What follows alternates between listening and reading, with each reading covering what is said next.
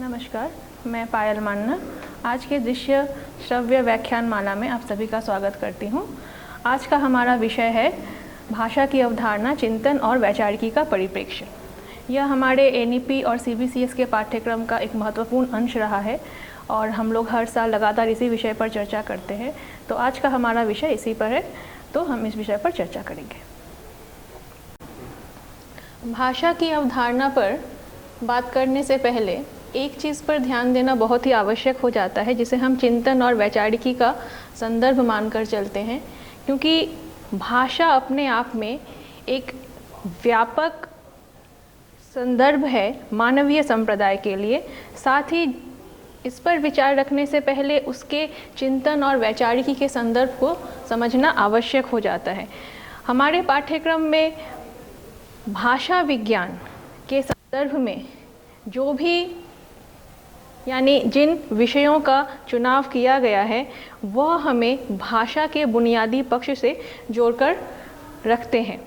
भाषा विज्ञान के सामान्य सिद्धांतों के अंतर्गत हम भाषा की परिभाषा, भाषा की विशेषताएं, भाषा के विकास के कारण, भाषा की प्रकृति, भाषा के पक्ष, भाषा के विविध रूप, भाषा और बोली, इन सभी चीज़ों का अध्ययन करते हैं। साथ ही इन विषयों के जो तकनीकी पक्ष हैं उन पर भी ध्यान दिया जाता है।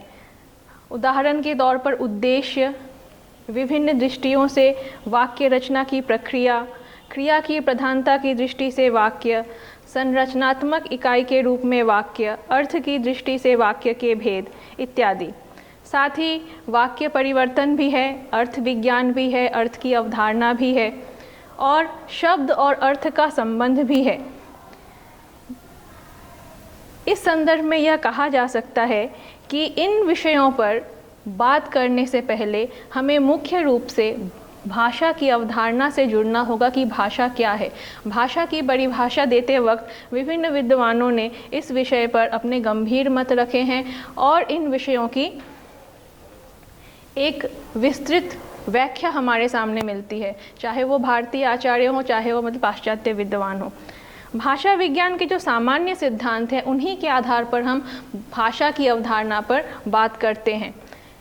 लेकिन जब विषय के अंतर्गत हम चिंतन और वैचारिकी का संदर्भ डालते हैं तो हमें यह मानकर चलना चाहिए कि भाषा की अवधारणा चिंतन और वैचारिकी के बिना असंभव है।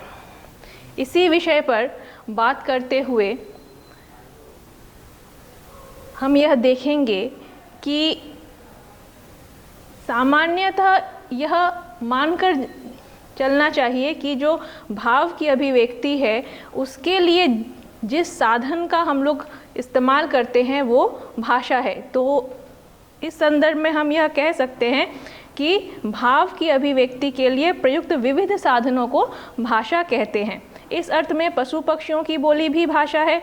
मधुमक्खी मधु की उपलब्धि की दूरता बताने के लिए सूर्य को केंद्र बनाकर बड़े वृत्त में और निकटता बनाने के लिए छोटे वृत्त में चक्कर काटता है। तो मूल रूप से यदि यह माना जाए कि मनुष्य शारीरिक चेष्टाओं द्वारा भी भाव अभिव्यक्त कर सकता है, हाथ हिलाकर, सिर हिलाकर इत्यादि के माध्यम से, तो वह भी भाषा का ही अंश है। मूल रूप से जो कहने का तात्पर्य यह है कि वागेंद्रिय से उच्चरित जिन ध्वनि संकेतों की सहायता से मनुष्य अपने भावों और विचारों को व्यक्त कर सकता है वही वास्तव में भाषा है। यही भाषा का मुख्य रूप है। ध्वनि संकेतों की भाषा के माध्यम से सारे भावों और विचारों को पूर्णता और स्पष्टता के साथ अभिव्यक्त किया जा सकता है। यह अपने आप में भाषा की सबसे बड़ी विशेषता है। भाषा वैज्ञानिकों ने इस विषय पर अपने विभिन्न मत रखे हैं, लेकिन भाषा के स्वरूप को लेकर, उसकी प्रकृति को लेकर सारे विद्वान एक ही मत पर आकर ठहरते हैं, जहां हमें भाषा का सीधा संबंध ध्वनि से मिलता है। यानी भाषा जो अभिव्यक्त हो सके और यह एक ऐसी अभिव्यक्ति है जहां ध्वनि का जो है सबसे प्रमुख स्थान होता है। तो इस प्रकार यह कहा जा सकता है कि अपने व्यापक अर्थ में भाषा के अंतर्गत ऐसे ध्वनि प्रतीकों का पूर्ण योग आता है जिनके द्वारा हम अपने विचारों और अनुभूतियों को व्यक्त कर सकते हैं तथा जिन्हें स्वेच्छानुसार उत्पन्न किया जा सकता है और दोहराया जा सकता है। इसी विषय पर हम आते हैं कि जब भी व्यापक अर्थ में भाषा के अंतर्गत ध्वनि प्रतीकों का पूर्ण योग आता है तो हमें चिंतन, विचार और भाषिक अभिव्यक्ति इन्हीं का जो है तारतम्य देखने को मिलता है। चिंतन और विचार के बिना भाषिक अभिव्यक्ति असंभव है। विद्वानों ने इसी को अपने शब्दों में कहा है कि मनुष्य के बीच वस्तुओं के विषय में अपनी इच्छा और मति का आदान प्रदान करने के लिए व्यक्त ध्वनि संकेतों का जो व्यवहार होता है वही भाषा है। यानी हम जिन व्यक्त ध्वनि संकेतों की बात करते हैं वह हमारे चिंतन और विचार के माध्यम से ही उपस्थित होता है। यानी चिंतन और विचार भाषा का अध्वन्यात्मक रूप है।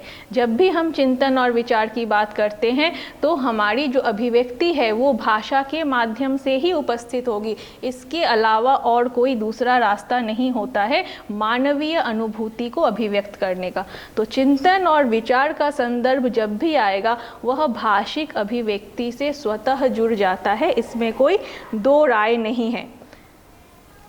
डॉक्टर बाबूराम सक्सेना ने इस विषय पर कहा है कि जिनकी सहायता से मनुष्य परस्पर विचार विनिमय या सहयोग करता है उस यादृच्छिक रूढ़ ध्वनि संकेत प्रणाली को भाषा कहा जाता है। यानी विचार विनिमय का तात्पर्य क्या है कि मनुष्य जिस समाज में रहता है, हम जिस समाज में रहते हैं, वह समाज जो है सांस्कृतिक, सामाजिक और एक प्रकार से मानवीय मूल्यों का संवहन करने वाला समाज है। तो मानवीय मूल्यों के अंतर्गत हम मानवीय चिंतन पाते हैं, मानवीय विचार पाते हैं और मानवीय जो प्रकृति है वह स्वयं को अभिव्यक्त किए बिना नहीं रह सकती है।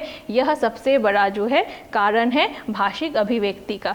यानी स्वयं की अनुभूति को या दूसरों की अनुभूति को जब हम ग्रहण करते हैं, इस आधार पे हम भाषिक अभिव्यक्ति को या हमें उसका सहारा लेना पड़ता है।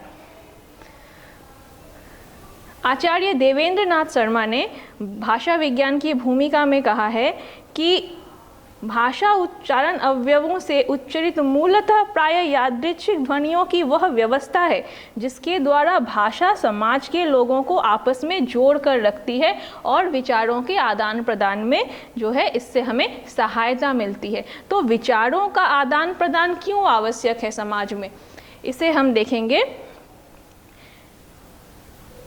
कि भाषा ने जब अपनी उपस्थिति समाज में दर्ज की तो यह मानवीय अनुभूतियों के आधार पर जो है इसका जन्म हुआ। बिना मानवीय अनुभूति के हम भाषा की कल्पना नहीं कर सकते हैं। इस संदर्भ में जब हम भाषा के स्वरूप पर बात करते हैं तो हमें यहाँ देखने को क्या मिलता है कि भाषा अनुभूति की अभिव्यक्ति का एकमात्र माध्यम है। क्यों माध्यम है? क्योंकि मनुष्य चिंतनशील प्राणी है। चिंतन उसकी बुद्धि का लक्षण है जो भाषा के माध्यम से अभिव्यक्त होती है। यानी मनुष्य जो है वो चिंतनशील प्राणी है और मनुष्य की यही विशेषता उसे प्रकृति के अन्य जीव समुदाय से अलग करती है, क्योंकि जो चिंतन की क्षमता है वह केवल मनुष्य की ही प्रकृति में पाया जाता है। ठीक है, और जो मनुष्य है वो अपनी इसी चिंतन की अभिव्यक्ति भाषा के माध्यम से करता है। जाहिर है कि मनुष्य की बुद्धि ने ही उसे जो है सोचने की क्षमता प्रदान की है। चिंतन को विचार के रूप में अभिव्यक्त करने का साधन भाषा है। तो मनुष्य की जो सोचने की क्षमता है, जो चिंतन है, जो विचार है, वह भाषा के बिना अधूरी है। स्वभावतः भाषा और विचार का परस्पर संबंध है। भाषा रूप है और विचार अर्थ है। इस पंक्ति में आकर हमें यह बात ध्यान में रखना होगा कि भाषा अगर रूप है और विचार अर्थ है तो इसका तात्पर्य हमें इस रूप में लेना चाहिए कि भाषा का यानी जो विचार है उसका मूर्त रूप भाषा है और विचार का अमूर्त रूप है भाषा। भाषा के रूप में जब हम विचार की बात करते हैं तो विचार अध्वन्यात्मक है और जब इसकी अभिव्यक्ति हो जाती है भाषा के माध्यम से तो यह ध्वन्यात्मक हो जाती है। तो जो ध्वन्यात्मक है वह रूप है और जो अध्वन्यात्मक है वो अर्थ है, क्योंकि अर्थ की अभिव्यक्ति जो है वह भाषिक क्षमता के माध्यम से ही मनुष्य व्यक्त करता है। जो उसकी सोचने की शक्ति है, जो उसके चिंतन की जो एक प्रक्रिया है उसके माध्यम से। इस आधार पे हम क्या देखते हैं कि भाषा की अनेक विशेषताएं होती है, यानी भाषा जो है वह मुखोच्चरित होता है, उसका उच्चारण होता है, उसमें ध्वनियाँ होती है। यानी भाषा मूलतः मुख से उच्चरित होती है। इसकी ध्वनियों के उच्चारण के लिए निश्चित स्थान और प्रयत्न होता है। भाषा का लिखित रूप लिपि प्रतीकों द्वारा नियंत्रित होता है, यह हमें ध्यान में रखने की आवश्यकता है, क्योंकि जब भी हम भाषा को रूप कहते हैं तो रूप का तात्पर्य ही है जो दृश्यमान हो, जो ध्वन्यात्मक हो, जिसे हम देख सके। इसी अर्थ में जो है हमें भाषा को लेना चाहिए। यही उसकी जो प्रकृति का है सबसे व्यापक स्वरूप है, क्योंकि भाषा को जब हम रूप मानकर चल रहे हैं और विचार को अर्थ मान रहे हैं तो विचार ही है जो अध्वन्यात्मक रूप में उपस्थित होता है और भाषा के माध्यम से उसे ध्वनि मिलती है, यानी वह स्वयं को अभिव्यक्त करता है और बिना विचार के हम भाषा की कल्पना नहीं कर सकते हैं। यह अपने आप में जो है परम सत्य है। इस आधार पे जो है हमें भाषा की बहुत सी विशेषताएं देखने को मिलती है। साथ ही हम मानवीय भाषा के विभिन्न पक्षों पर बात करेंगे, क्योंकि मानवीय भाषा की अपनी विशेषता होती है, निजी प्रकृति होती है और उसके निजी गुणागुण होते हैं। तो मानवीय भाषा के पक्ष पर बात करते हुए हम जिस विषय पर आएंगे सबसे पहले वह है सार्वभौमिक और भाषा विशिष्ट। विद्वानों ने इस मत पर जो है अपना ध्यान केंद्रित किया है और कहा है कि मानवीय भाषा का सबसे व्यापक और सबसे जो बुनियादी पक्ष है वह है उसका सार्वभौमिक रूप, यानी विश्व की समस्त भाषाओं में एक प्रकार के सामान्य लक्षण पाए जाते हैं, जिसके माध्यम से जो है मानवीय समाज में जो है भाषा की अवधारणा या उसकी अनुभूति या उसके विचार पक्ष को हम ध्यान में रखकर चलते हैं।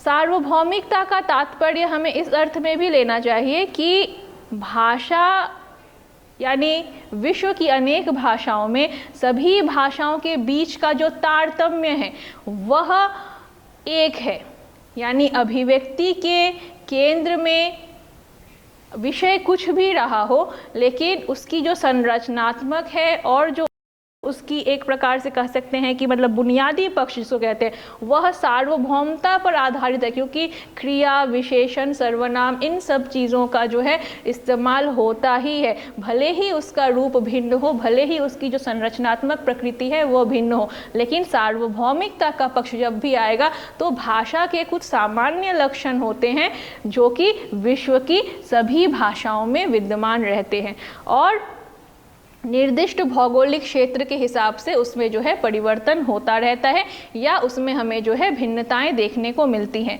भाषा विशिष्ट का संदर्भ हमें इस अर्थ में लेना चाहिए कि भाषा जो है वह स्थान विशेष की, काल विशेष की या भौगोलिक परिवेश के आधार पे जो है उसका एक नीति निर्धारण होता है, तो उसे हम भाषा विशिष्ट के अंतर्गत रख सकते हैं। दूसरा जो सबसे महत्वपूर्ण पक्ष है वह है शब्द का प्रतिबिंबन, यानी मानवीय भाषा का एक दूसरा सबसे प्रमुख पक्ष यह है कि वहाँ शब्दों का प्रतिबिंबन होता है, यानी शब्द और अर्थ इन दोनों के बिना हम मानवीय भाषा की कल्पना नहीं कर सकते हैं। यानी प्रत्येक शब्द का एक निश्चित अर्थ होता है, एक निश्चित मानदंड होता है कि हम उन शब्द के माध्यम से किन अर्थों की पुष्टि करते हैं। एक ही शब्द से हम अनेक अर्थ की पुष्टि कर सकते हैं। इसी के आधार पर जो है यह लाक्षणिकता बनती है, जिसके आधार पे अर्थ की जो व्याप्ति है उसका कितना विस्तार है या उसकी कितनी गहनता है इसका हमें पता चल जाता है। और अगला जो बिंदु है वो है भाषिक जगत की विशेषताएं। भाषिक जगत की विशेषताओं के आधार पे हम बाहरी परिवेश को ले सकते हैं, जिसके अंतर्गत हम यह पाएंगे कि जो भौगोलिक परिवेश है, जो सांस्कृतिक परिवेश है, जो राजनीतिक परिवेश है, यानी विश्व के हर जगह की अपनी अपनी निजी कुछ विशेषताएं होती हैं जो कि स्थान केंद्रित होती हैं।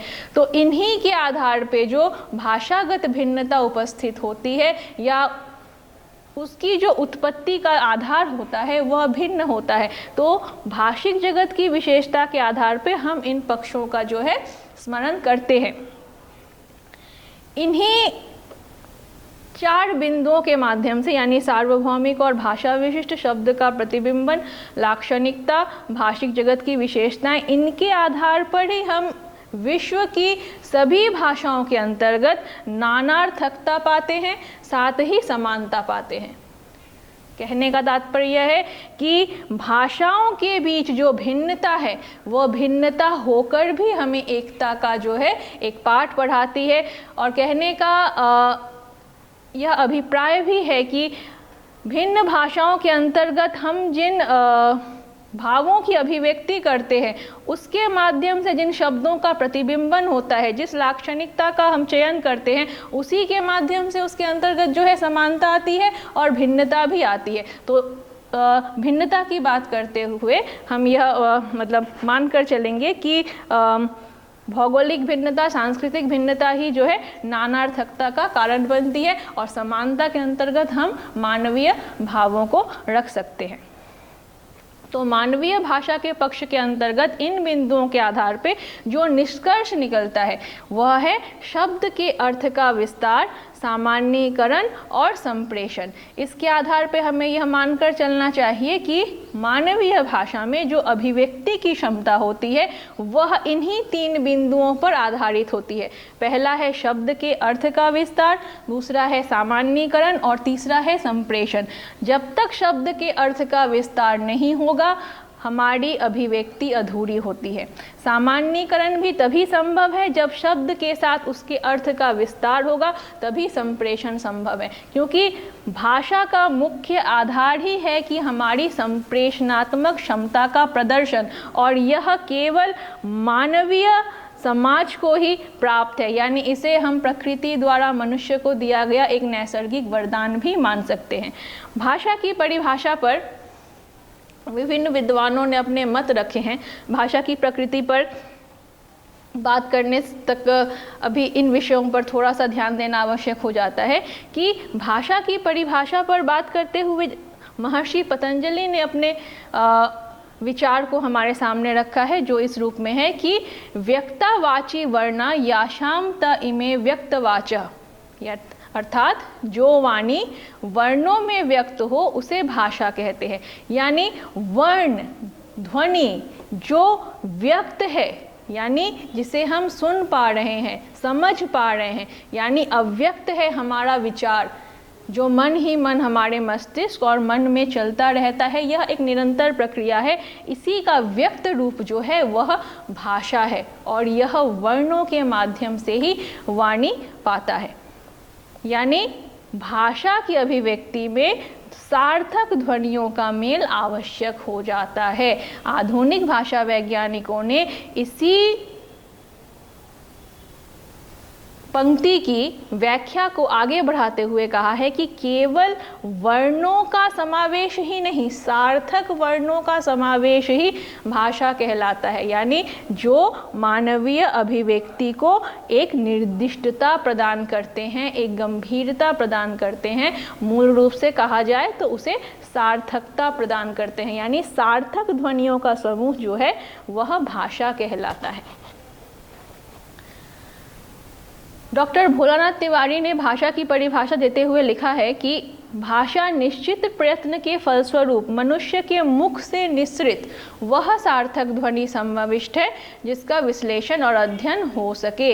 यानी जिस हम सार्थकता की बात कर रहे थे, महर्षि पतंजलि ने जिन वाणी वर्णों के व्यक्तता की बात की थी, उसी को आधुनिक भाषा वैज्ञानिक डॉक्टर भोलानाथ तिवारी ने कहा है कि मनुष्य के मुख से निश्चित वह सार्थक ध्वनि समष्टि है जिसका विश्लेषण और अध्ययन हो सके।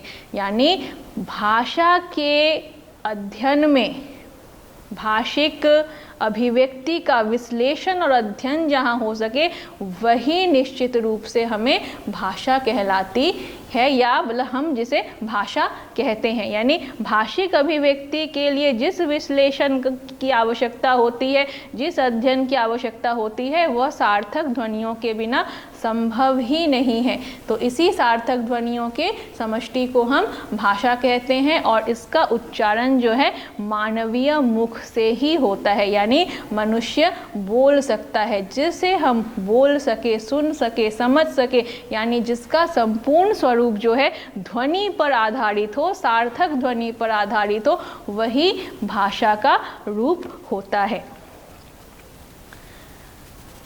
विदेशी विद्वान बेनेडितो क्रोचे ने भी भाषा के इसी रूप पर प्रकाश डालते हुए कहा है कि भाषा उस स्पष्ट, सीमित तथा सुसंगठित ध्वनि को कहते हैं जो अभिव्यंजना के लिए नियुक्त की जाती है।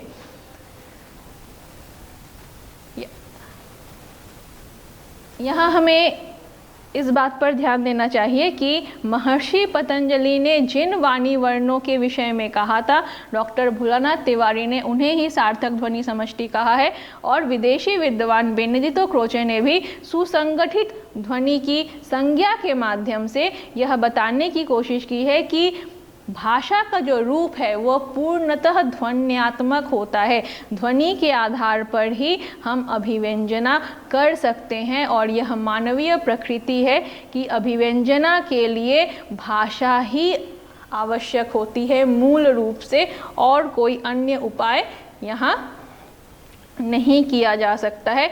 यदि हमें भाषा के सांकेतिक रूप पर भी ध्यान देना होता है, तो भी हमें ध्वन्यात्मक स्वरूप को ध्यान में रखकर ही भाषा के सांकेतिक रूप पर आगे बढ़ना पड़ता है। अर्थात मूल रूप से हमें यह मानकर चलना चाहिए कि भाषा की जो सीमित और सुसंगठित ध्वनि है, जो अभिव्यंजना के लिए मतलब एक प्रकार से जो है उसका नीति निर्धारण किया जाता है अपने देश काल के इसके आधार पे, तो अभिव्यंजना के लिए हम उसकी नियुक्ति करते हैं। यानी इस अर्थ को हम इस प्रकार भी ले सकते हैं कि मानवीय समुदाय में जो बौद्धिक क्षमता है, वही इसी मतलब स्पष्ट, सीमित और सुसंगठित ध्वनि को जन्म देता है। यानी यह मनुष्य की बौद्धिक क्षमता के बिना असंभव है। अब इन विचारों को जानने के पश्चात स्वाभाविक रूप से मन में यह प्रश्न उठता है कि भाषा की आवश्यकता क्यों है। यानी कुछ देर पहले हम लोगों ने इस विषय पर चर्चा की कि भाषा अपने मूल में अभिव्यक्ति का माध्यम है, लेकिन यह अभिव्यक्ति क्यों होती है, क्यों होनी चाहिए, कि मतलब ऐसी कौन सी परिस्थिति उपस्थित हुई कि हमें भाषा की आवश्यकता पड़ी। तो इसका उत्तर होगा कि मूल रूप से मानवीय समाज में जो है स्वयं के अस्तित्व को, स्वयं की अस्मिता को बनाए रखने के लिए भाषा की आवश्यकता पड़ी, क्योंकि मनुष्य कभी भी अकेला जीवित नहीं रह सकता है। विचार विनिमय के माध्यम से ही उसे स्वयं के अस्तित्व को पुष्ट करना होता है। तो इसी आधार पर हम यह देख सकते हैं कि भाषा और संप्रेषण अभिव्यक्ति के आग्रह के कारण है, अभिप्रायपूर्ण संदेश है, और इसी के फलस्वरूप जो है वार्तालाप का जन्म होता है। यानी व्यक्ति की अस्मिता, उसके अस्तित्व के लिए भाषा और उसका संप्रेषण आवश्यक है।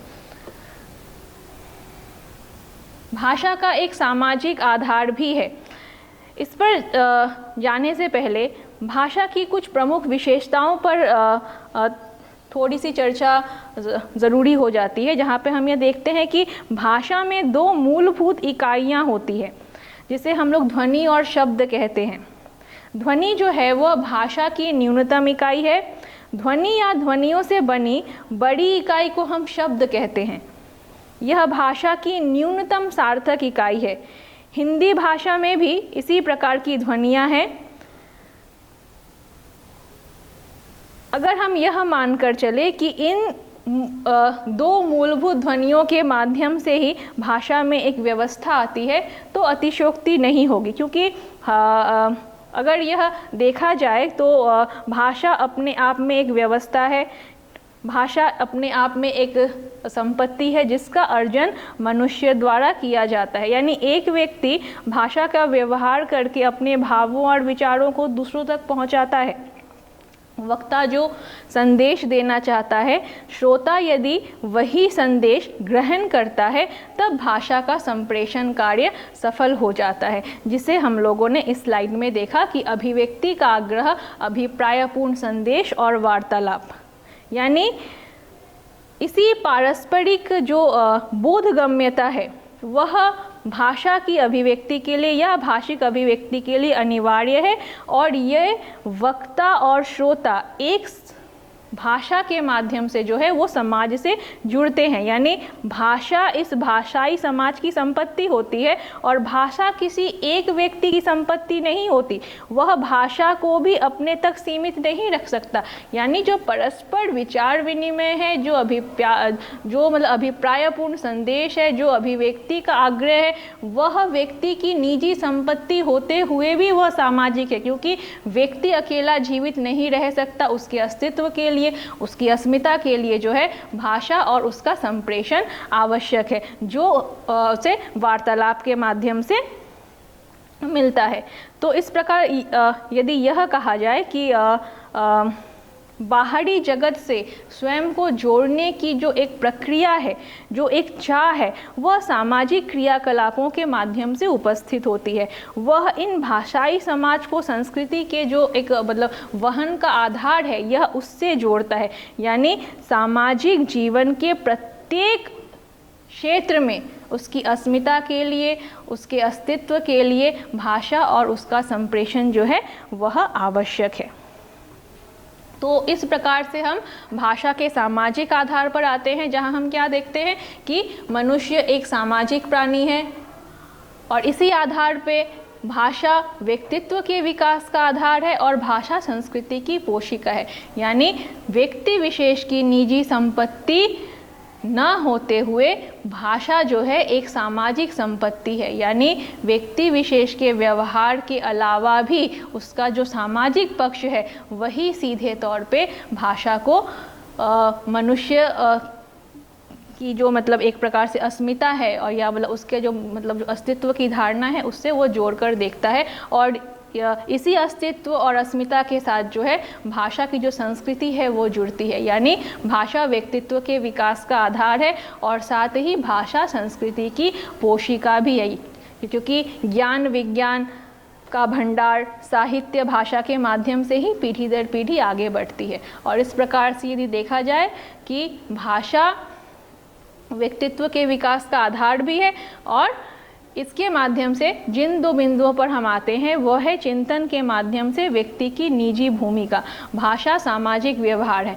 इन दो विषयों के माध्यम से जो है इस बात की पुष्टि हो जाती है कि भाषा व्यक्तित्व के विकास का आधार है। यानी भाषा को हम समाज में प्रयुक्त करते हैं, समाज के लिए प्रयुक्त करते हैं और समाज से बाहर जो है हम मानवीय समुदाय की कल्पना नहीं कर सकते। यानी एक मनुष्य इकाई के रूप में जिस भाषा का इस्तेमाल करता है वो संपूर्ण समाज के लिए उतनी ही ज़रूरी होती है जितनी कि अन्य भाषाएं या उसके जो चिंतन होते हैं। तो मूल रूप से भाषा के सामाजिक आधार पर बात करते हुए हमें यह मानकर चलना चाहिए कि किसी भाषा समाज के लोग अपनी सामाजिक और जो भी मतलब सांस्कृतिक, आर्थिक और राजनीतिक आदि कारण हैं उसकी आवश्यकता के अनुसार नवीन नवीन शब्द बनाते हैं या बनते जाते हैं, या दूसरी भाषा से जो शब्द ग्रहण करके नवीन भावों और विचारों को अभिव्यक्त किया जाता है।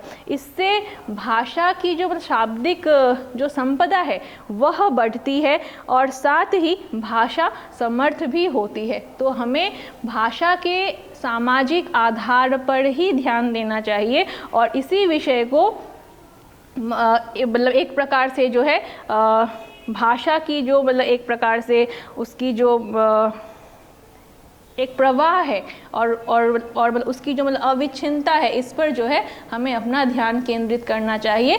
तो इस बात को हम लोग इस प्रकार से ही देख सकते हैं कि ज्ञान विज्ञान के भंडार के लिए साहित्य सभी भाषा के माध्यम से पीढ़ी दर पीढ़ी आगे बढ़ते, यानी ज्ञान विज्ञान की जो शाखा है वह हमें भाषा के माध्यम से ही हमारे सामने उपस्थित होती है और जिसे हम लिपिबद्ध भी कर सकते हैं, यानी जो दृश्य श्रव्य हो और जिसे हम लोग समझ सके। तो भाषा के ध्वन्यात्मक रूप का यह सबसे बड़ा प्रमाण है कि भाषा का सामाजिक आधार। भाषा की विशेषताएं भी इसी आधार पे बन जाती हैं कि भाषा अर्जित संपत्ति है, भाषा परिवर्तनशील भी होती है और भाषा में व्यवहारिकता का गुण भी होता है। जब भी हम भाषा को अर्जित संपत्ति मानकर चलते हैं तो हमें यह मान लेना चाहिए कि मनुष्य जन्मजात से ही इसी गुण को लेकर आता है कि वह भाषा का अर्जन कर सके, यानी यह जो है प्रकृति द्वारा दिया गया उसे एक वरदान है, जहाँ पे वो एक ही साथ अनेक भाषाओं को सीख सकता है, समझ सकता है। तो भाषा का वो अर्जन करता है। अगर उदाहरण तौर के मतलब ये तौर पे कहा जाए कि भारतीय वंश का कोई बच्चा अगर पाश्चात्य किसी देश में उसका जन्म होता है तो वह स्वाभाविक रूप से किसी भी भारतीय भाषा का जो है वो ज्ञाता न होकर वह उस देश की भाषा का अर्जन करेगा, यानी जन्म से वह जिस परिवेश में रहता है, जहाँ के भाषा से वो परिचित होता है, वह वहीं की भाषा को स्वभावतः उसका अर्जन करता है। लेकिन इसका यह अर्थ नहीं है कि वह अपनी इच्छा अनुसार किसी और भाषा का जो है वह चयन नहीं कर सकता है या उसे वो सीख नहीं सकता है। तो इस प्रकार से यदि कहा जाए कि भाषा अर्जित संपत्ति है और समय समय पर जो है भाषा में परिवर्तन होता रहता है। जब भी हम भाषा को अर्जित संपत्ति मानते हैं तो यह एक प्रकार से इसमें किसी भी प्रकार के प्रयास की आवश्यकता नहीं होती है। सहज स्वाभाविक परिवेश में बच्चा समाज से अनुसरण द्वारा भाषा सीख जाता है। किसी भाषा विशेष का ज्ञान लेकर वह जन्म नहीं देता। एक हिंदी भाषी बच्चा दूसरे भाषा क्षेत्र में जाकर रहता है तो वह उसी दक्षता से नई भाषा सीख लेता है जिस दक्षता से मूल भाषाभाषी उस भाषा को सीखते हैं। यानी भाषा का व्यवहार जितना अधिक होगा, भाषाई क्षमता उतनी ही दृढ़ होगी। और इसी प्रक्रिया के द्वारा ये दौरान हम क्या देखते हैं कि भाषा परिवर्तनशील होती है। भाषा के परिवर्तनशीलता का तात्पर्य यह है कि भाषा का जो प्रवाह है वो अविच्छिन्न होता है, यानी भाषा की धारा जो है वो सतत प्रवाहमान होती है। समाज में ही भाषा की गतिशीलता बनी रहती है। जब तक मानव समाज रहेगा उसके साथ उसकी भाषा भी रहेगी। व्यक्ति विशेष चाहने पर भी किसी भाषा में परिवर्तन नहीं कर सकेगा, बन भी नहीं सकेगा, मिटा भी नहीं सकेगा। अर्थात जो है मतलब यहाँ पे कहने का तात्पर्य यह है कि भाषा कालातीत होती है।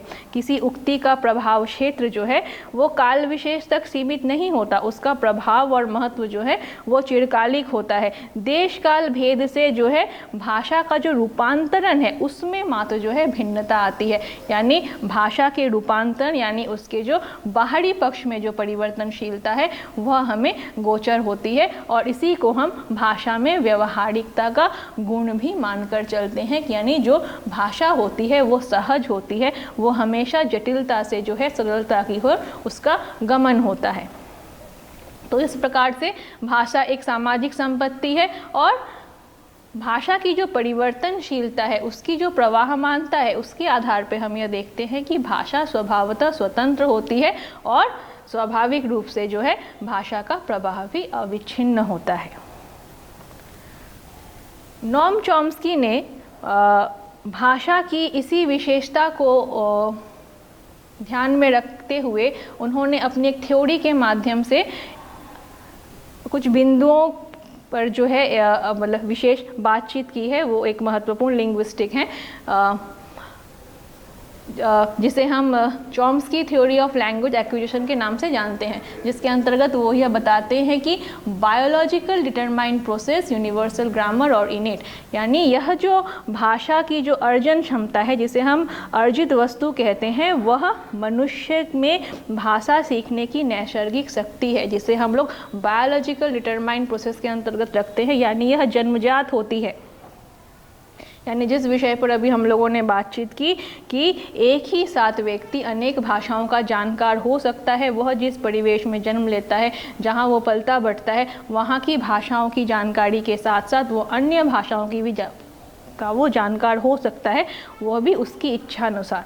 और यूनिवर्सल ग्रामर का तात्पर्य यह है कि यह जो भाषा की सार्वभौमिकता है, वही जो है भाषा की एक सबसे बड़ी निजी विशेषता होती है, जो भाषा को सामाजिक दृष्टि से एक उत्कृष्ट रूप प्रदान करती है। यानी भाषा को सामाजिक स्तर पर, सांस्कृतिक स्तर पर, शैक्षिक स्तर पर, आर्थिक स्तर पर और व्यवसाय के स्तर पर जिस प्रकार से हम उसका एक प्रकार से निरंतर प्रवाह देखते हैं, तो उसकी भी मतलब एक सामान्य लक्षण होते हैं, जिसे हम यूनिवर्सल ग्रामर के अंतर्गत रखते हैं, जहाँ पे जो अनुभूति है या उसकी जो व्यापकता है या उसकी जो संप्रेषण क्षमता है, वो जो है वहाँ पे दर्ज हो जाती है। और इनेट का तात्पर्य जो मतलब उसका तात्पर्य भी इसी अर्थ में है कि जो भाषा का जो स्थिरीकरण से जो प्रभाव है, वही इनके माध्यम से जो है गोचर होती है। अर्थात प्रत्येक भाषा की जो है वो संरचना अलग होती है,